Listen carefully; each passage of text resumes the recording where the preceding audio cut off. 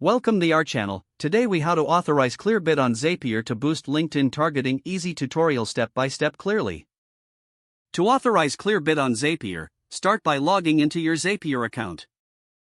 Once logged in, navigate to the My Apps section in the sidebar.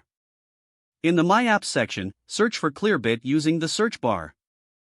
Click on the Clearbit icon when it appears in the search results. You will see an option to connect your Clearbit account.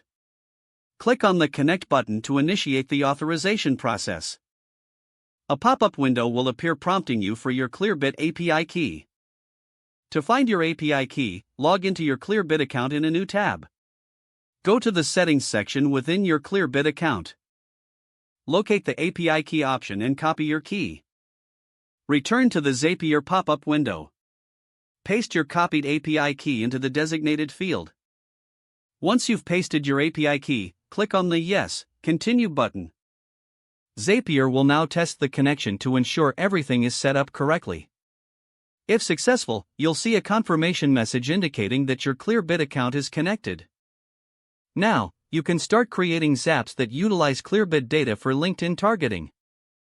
To do this, click on the Make a Zap button on your Zapier dashboard. Select your trigger app and event, and then proceed to the next step. When prompted to add an action, search for Clearbit again. Choose the Clearbit action you wish to utilize, like find a person or find a company. Fill in the required fields with the necessary information from your trigger app. Once all fields are complete, you can test the Clearbit action to ensure it retrieves the correct data. After testing, click on the Continue button to finalize your zap.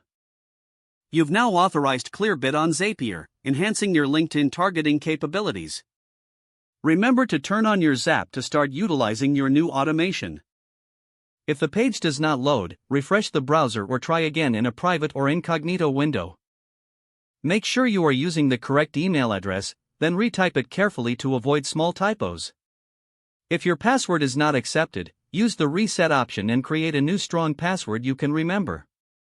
Check your spam folder for verification or security emails, then complete any requested confirmation steps. Don't forget to like this video and subscribe to our channel for more step-by-step tech guides.